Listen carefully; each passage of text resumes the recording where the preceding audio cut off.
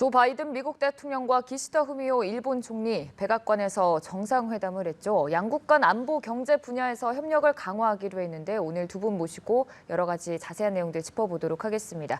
이면우 세종연구소 부소장, 차두현 아상정책연구원 수석연구위원 나오셨습니다. 어서 오시죠.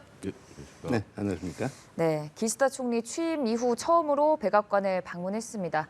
여러 가지 얘기들이 오고 갔는데 일단 이번 정상회담이 갖는 의미와 또 기억에 남는 부분이 있으시다면 전반적으로 먼저 짚고 갈까요? 예, 이번 회담은 다른 어떤 것보다도 지난 12월, 그러니까 작년 12월에 일본이 제시했던 안보, 소위 말하는 안보 3문서, 네. 특히 그것이 그 반격 능력 을 갖는다라고 하는 것, 그리고 그것을 실질적으로 한다라고 하는 것을 표현해주기 위해서 종래는 그러니까 GDP의 방위비를 1%로 했던 거를 이제 2%까지 해서 종전에 27조 엔으로 잡혀졌던 거를 40조까지 하겠다라고 하는 차원의 실질적으로 실행하겠다라고 하는 것을 보여준 그런 부분을 어떻게 보면 그러한 그 일본의 그 외교안보 전략이라고 하는 것이 크게 이제 변화되는 그런 측면을 어떻게 보면 미국으로부터 일종의 승인이라고 그럴까, 라고 할까, 하여튼 적당한 단어가 하여튼 그것에 대해서 그 인정을 받는다는 그런 그 가장 큰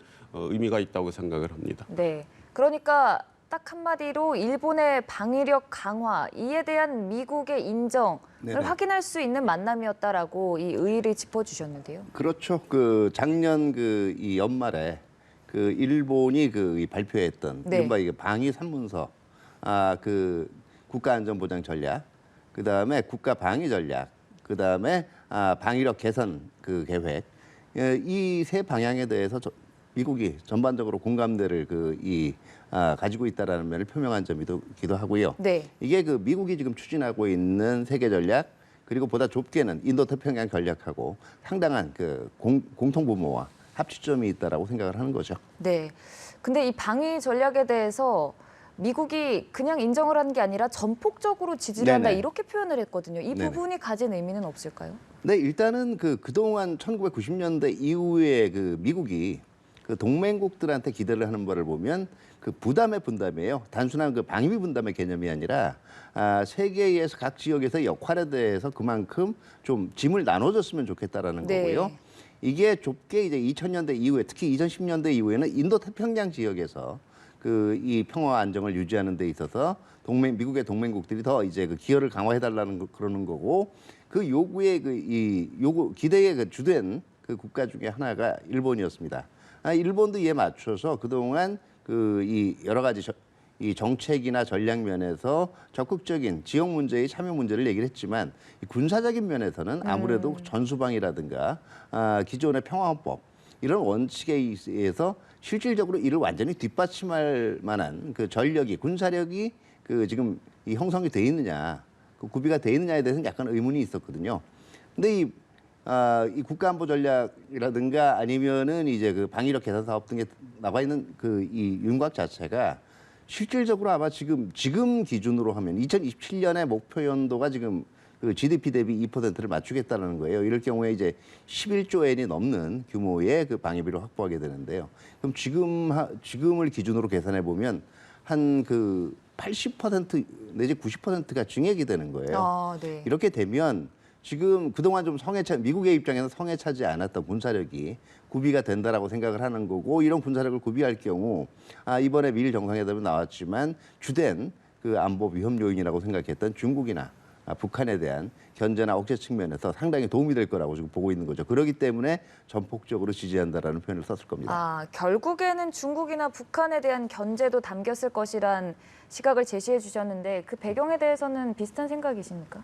예, 그렇습니다. 지금 일본뿐만이 아니고 많은 나라들이 지금 국제 정세를 보는 데 있어서 단순히 중국의 공세적 부상 내지는 그러니까 중국의 소위 말하는 G2로의 등극이라고 그럴까 성장을 얘기를 하지만 그와 더불어서 얘기하는 것이 미국의 상대적인 위상 하락이라고 그럴까 하는 얘기를 하고 있고 그래서 뭐 달리 얘기를 한다 그러면 미국이 볼 때도 성장하는 중국을 대응하는 데 있어서는 미국만 갖고는 조금 어려운 부분이 있겠다. 그런 차원에서 좀 전에 우리 최 박사님이 얘기해 주신 대로 동맹국 내지는 동지국들과의 협력이라고 할까 하는 것이 필요할 텐데 그중에서도 특히 지금 세계적으로 보면 주요 부분 중에 하나가 이제 인도태평양 지역이고 그리고 인도태평양 지역에서 가장 신뢰할 수 있는 것은 역시 일본이지 않겠냐라고 하는 차원에서 일본을 어떻게 보면 일본과의 협력을 강화하려고 하는데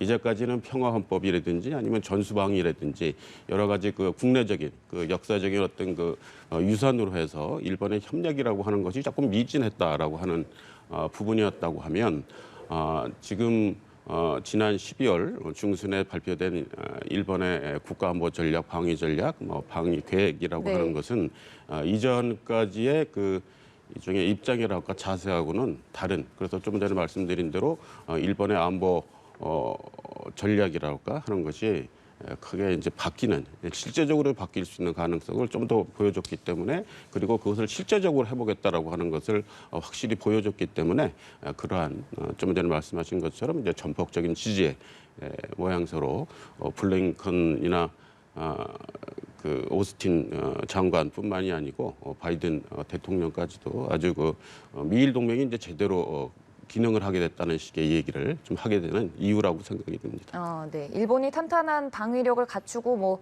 더 나아가서 군사력까지 강화해서 궁극적으로는 북한이나 중국 등을 견제하는 역할까지 할 수 있는 그런 청사진을 갖고 이렇게 좀 협력하는 모습이 계속 이어진다는 말씀인데 사실 일본이 제시한 이 3대 문서 그러니까 새 방위 전략에 따라서 앞으로 미래 군사력을 강화하게 되면 어떻게 달라지는 건지 좀 쉽게 설명해 주시면 와닿을 것 같습니다. 뭐 구체적으로는 일단은 이번에 하여튼 그 보도된 바에 의하면 네. 기시다 수상이 바이든 대통령한테 설명한 것은 이번에 제시된 3문서의 기본적인 것은 외교력을 강화하기 위해서는 결국은 방위력이라고 하는 것이 밑받침이 돼야 된다. 그러니까 방위력 강화가 돼야 되고 네. 바로 그러한 차원에서 이제 인도태평양 전략이라든지 그런 게 수월이 일본이 좀 더 그런 그 전개 능력이라든지 그런 것까지 제대로 갖추고 있을 때 미일 동맹이라고 그럴까 안보 조약이라고 하는 것이 제대로 기능할 수 있고 그래서 일본의 역할도 강화될 수 있을 거라는 차원에 그리고 한 가지 그 배경으로 해서 말씀을 드리면 일본 스스로도 그렇게 느끼고 있고 미국 내에서도 일본이 지금 반격 능력이라든지 이런 것까지 갖추는 거에 대해서 그래서 우리가 지금 얘기한 대로 전략이 변화되는 것, 질적으로 변화되는 거에 대해서는 일종의 우려 같은 것도 없잖아 있었는데 네. 그런 부분을 어떻게 보면 일본이 미국에 가서 설명함으로 해서 좀 불식시키고 또한 이제까지 일본이 쭉 보여줬던 거에 대해서 미국 내에서도 일본에 대한 인식이 또 많이 바뀌었기 때문에도 그런 걸 또 이제 받아들이는 식의 모양새가 돼서 이와 같은 일들이 그리고 이제 앞으로는 그것을 이제 실제적으로 소위 말하는 협력이라는 차원에서 어떻게 할 건지는 이제 지침 이하 그런 것으로 해서 좀 더 구체화되지 않겠나 생각이 듭니다. 네. 근데 사실 이렇게 일본이 명문화하면서 지난해 말부터 이른바 적의 공격을 받았을 때만 방위태세를 네네. 갖출 수 있는 전수방위 원칙이 사실상 폐기되는 것이 아니냐는 비판도 많았거든요. 이게 지금 현실화되는 것 아닙니까? 일단 그 아까 그 질문하신 방위력 이 개선 사업을 했을 때 뭐가 달라지느냐에 네. 대해서 조금 더 추가적인 말씀을 드릴게요. 한마디로 얘기하면 일본 그 자위대의 활동 영역이 지금 그 일본 근해에서부터 더 넓어질 수가 있고요. 네. 두 번째는 중거리 타격 능력이 이제 획기적으로 증대가 될 전망입니다. 그러다 보니까 지금 이제 그 이른바 나오는 반격 능력 그리고 중거리 타격 능력의 강화를 놓고 이게 그동안 전수방위 네. 우리는 방어만 한다. 이 원칙으로부터 폐기되는 게 아니냐는 얘기가 나오고 있는데요. 이거는 방어를 뭘로 보느냐에 따라 다릅니다. 네. 흔히 그 이 방어만 한다는 걸 굉장히 좁게 보면 일본 열도에 상륙해 들어오는 그 침공 세력을 격퇴하거나 방어한다는 것만으로 지금 얘기하기가 쉬운데요. 가령 얘기하면 일본을 공격하기 위해서 직접 상륙군을 보내는 것 이외에도 미사일 등을 통해 가지고 뭐 도쿄라든가 다른 지역을 타격하게 되면 이게 일본 열도에 안 들어왔다고 해서 그거를 공격을 못하게 된다면 그거 자체가 또 불합리하지 않겠어요? 그렇기 때문에 직접적으로 공격해 들어가기는 않더라도 이른바 얘기한 스탠드오프 디펜스라 그래가지고 원거리에서 일본을 위협하고 타격하는 거에 대해서 여기에 대해서 반격을 가한다라는 개념의 지금 반격 능력이라고 일본은 해석하고 있는 거고요. 그렇기 때문에 전수방위의 개념을 벗어나지는 않았다라고 얘기하는 겁니다. 그리고 이제 일본 쪽에서 얘기하는 건 선제 공격은 어떤 경우에도 없다라는 거예요. 네. 그러니까 공격을 받았을 때 반격을 할 수 있는 능력을 보유를 하겠다라는 거고요. 물론 국내적으로는 지금 여기에 대해서 우려의 목소리도 있는 게 사실인데요. 우리가 두 가지 측면에서 한번 생각을 해봐야 될 것 같아요. 첫 번째는 우리가 지금 제일 신경을 써야 될 당면하는 위협이 어떤 거냐 하는 겁니다. 이건 뭐 누가 생각을 하더라도 북한으로부터의 핵 미사일 위협일 거예요. 이것을 그 효과적으로 억제하고 방어하기 위해서는 다른 국가들의 힘까지도 필요하면 빌리고 이용할 수 있어야 됩니다. 이 관점에서 한번 봐야 되고요. 두 번째는 우리한테 잠재적인 위협을 가해질 수 있는 잠재적인 위협이 통제 가능한 거냐. 우리나 그 미국을 통해서 동맹국인 북한의 핵 위협은 그렇지가 못하거든요. 근데 일본의 방위력 개선 사업은 지금 이면호 박사님께서 말씀을 하셨지만 우리는 그 한미 동맹을 통해서 미국과 엮여져 있고요. 그리고 일본은 미일 동맹을 통해서 지금 협력하고 있습니다. 이 두 가지의 연계 관계 때문에 결국은 우리도 간접적으로 일본의 방위력에 대해서 어느 정도 우리의 우려를 전달하거나 통제할 수 있는 요소가 있는 것이죠. 그런 면에서 지금 뭐 여러 가지 국내에서 우리랑도 불편한 관계가 있잖아요. 그러다 보니까 신경을 쓰시는 면이 있는데 현재 나와 있는 계획상으로는 일본의 이 바로 반격 능력이 확보가 된다라고 하더라도 이거 자체가 통제 불가능한 선은 아니라는 거예요. 네. 무엇보다 지금 일본의 그 이 방위력 개선 계획에 나와 있는 타격 수단만 가지고는 일본 단독으로 우리의 동의 없이 미국도 별도로 개입하지 않고 일본 혼자서 할 수 있는 것이 없습니다. 이거는 일단은 미일 차원 아니면 한미일 차원에서 그 이 하나의 참가자로서 행해질 수 있는 것이지 일본이 독단적으로 할 수 있는 그런 수준의 것은 아니에요. 우려할 만한 수준은 아니다라는 부분을 좀 말씀을 해주시는 것 같은데 언급해주신 뭐 한반도 안보 측면에서 한미일 3자 협력 강화도 다시금 좀 짚고 갔었거든요. 두 정상의 네, 만남 그렇죠. 때. 근데 사실 우리나라 입장에선 중국을 또 완전히 배제할 수만은 없는 상황이지 않습니까? 그렇죠. 아무래도 지금 우리가 지금 그 이 대외 정책에서 그 표방하고 있는 중요한 목표가 상호 존중에 입각한 한중 관계예요. 그리고 그 이 최근에 이러다 보니 아무래도 이제 좀 서로 나눠져서 지금 대립하고 있잖아요. 네. 그러다 보니까 이게 한중 관계에 악영향을 미치지 않을까 하는 건데 그래서 과거 냉전 시대와 비교하는 분들도 있어요. 근데 과거 냉전 시대에는 생활권이 완전히 독립돼 있었단 말이에요. 냉전 때 우리가 중국이랑 무역하지 않았잖아요. 근데 지금은 서로 그 갈등되는 측면이 있더라도 생활권이 완전히 분리가 될 수가 없기 때문에 중국도 그 이익에 생각할 수밖에 없는 거고요. 이거는 전략 경쟁하에 있는 미국과 중국도 마찬가지일 겁니다. 그렇기 때문에 서로가 그 이 최소한의 최소한의 공통 분모에서부터 시작을 해서 상호간의 신뢰를 확대해 나간다면 이게 반드시 대립적인 쪽으로만 가지는 않을 거라고 생각해요. 더더욱 그 우리 입장에서 분명히 얘기할 수 있는 건 1차적으로 지금 우리가 중점을 두고 있는 것은 한반도에서 전쟁이 일어나지 않도록 하는 것이고요. 여기에 대한 북한의 위협 능력에 대한 억제하고 방어 능력이기 때문에 이것이 오히려 중국의 이익에도 그렇게 침해되는 건 아니라는 면을 강조를 해야 되겠죠. 네, 한미일 삼각 공조, 한중 관계 부담이 될 거라고 보세요? 예, 아무래도 그거는 그 한국이 어떻게 생각하느냐와 별도로 해서 또 중국이 어떻게 생각을 하느냐라고 하는 차원과 연결이 돼 있기 때문에 한중 관계에 아마 연결이 된다고 생각을 합니다. 무엇보다도 최근에 지금 나타나는 것이 이제 비자를 발급하지 않는. 그러니까 코로나 우리는 아주 정당한 이유가 있고 중국의 코로나 상황이라고 하는 것이 믿을 수 없는 그런 여러 가지 그야말로 정부가 얘기하듯이 우리는 확실한 증거가 있다라고 얘기를 하는데 그거에 대해서 지금 많은 전문가들이 얘기하는 것은 이건 단순히 코로나 문제가 아니고 외교 안보와 관련된 것이다. 결국 한국이 인태 전략이라고 하는 그러니까 일본이나 미국이나 서구가 얘기하는 인태 전략을 얘기를 하고 그거에 대비하는 차원에서 나왔기 때문에 그거를 갖고 직접적으로 얘기는 못하지만 이 코로나 사태를 갖고서는 얘기한다는 식의 얘기를 하고 있고 바로 그건 또 뭐 지정학적인 측면도 아마 있을 거라고 생각을 합니다.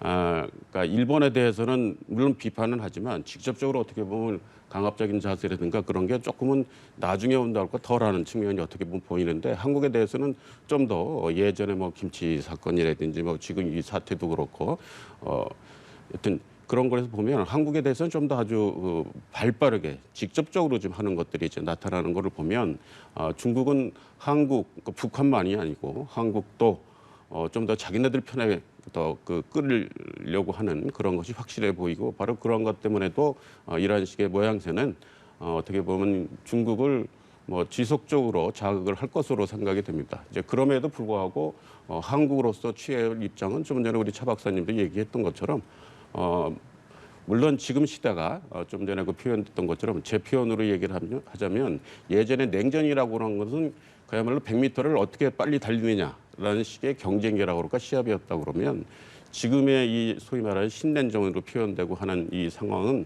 일종의 줄다리기여서 서로 어떻게 대응하느냐에 따라서 좀 달라질 수 있는 그런 부분이고 바로 그러한 차원에서는 뭐 양보하기에도 결국은 어떤 한계가 있는 그런 모양새라고 생각이 되기 때문에 기본적으로 우리가 지킬 것은 지켜야 되는 그 모양새라고 그럴까 그런 것은 당연히 또 갖춰야 되는 그런 게 필요한 시점이라고 할까 상황이라고 생각이 듭니다. 네, 그리고 또 한반도 안보에 있어서 빠질 수 없는 부분이 북한과의 관계입니다. 윤석열 대통령이 핵 무장까지 언급을 했는데 여기에 미국이 한반도의 완전한 비핵화 약속 변하지 않았고 또 확장 억제로 뒷받침하겠다라는 뜻을 밝혔거든요. 이것 좀 어떤 의미로 해석해 볼 수 있을까요? 저는 뭐 기본적으로는 지금 여전히 남북한 관계라고 하는 것은 네. 예전에 여러 뭐가 있지만 결국 일종의 기세 싸움이었다고 저는 생각을 하고 그런 차원에서 이 북한이 여러 가지 도발을 한다고 하면 그것에서 강력히 하겠다는 의지를 표명한 것으로 일단은 해석을 해도 충분하지 않겠나 하는 생각입니다. 네. 예, 이게 마치 지금 그 보도가 될 때는 한미 간에 이견이 있는 것처럼 얘기가 되고 있는데요. 네. 완전한 한반도 비핵화란 용어 안에 들어가 있는 것은 지금 현재 한반도에서 핵을 개발하거나 보유하려고 하는 국가 체제를 억제하겠다는 거고 바로 지금 한반도에서 다른 핵 위협은 존재하지 않고 오직 북한으로부터 핵 위협이 존재하기 때문에 그걸 비핵화시키겠다라는 거예요. 이 인식에 대해서는 한미가 정확하게 여전히 일치합니다. 그리고 지금 나오고 있는 자체 핵무장이나 이런 논 얘기 나온 건 이거는 중기적인 차원의 가능성인데 이 경우에서도 가령 전술핵 재배치 같은 것은 완전한 한반도 비핵화와 어긋나는 건 아니에요. 왜냐하면 그건 한국이 자체 핵 보유를 하는 건 아니기 때문에요. 그리고 최근에 얘기가 되고 있는 이런 상황들 자체가 현재 상황에 대한 한미의 심각한 이견을 얘기하는 것이 아니라 이게 앞으로 북한의 핵 위협이 계속적으로 증대가 될 때 과연 이걸 어떻게 효과적으로 억제할 수 있느냐? 북한을 억제하는 것뿐만 아니라 더 중요한 건 우리 국민들이 안심을 해야 될 거 아니에요. 이 정도면 북한이 우리를 위협 못할 거다. 특히 한국에 대한 보장의 기능, 어슈어런스라고 하는데요. 이걸 어떻게 강화할까에 대한 고민에 있어서 약간의 시각차라고 볼 수가 있어요. 네. 결국 한미의 생각은 동일하다 큰 틀에서. 네, 알겠습니다. 지금까지 차두현 아산정책연구원 수석연구위원 이면우 세종연구소 부소장과 함께했습니다. 고맙습니다. 네, 감사합니다.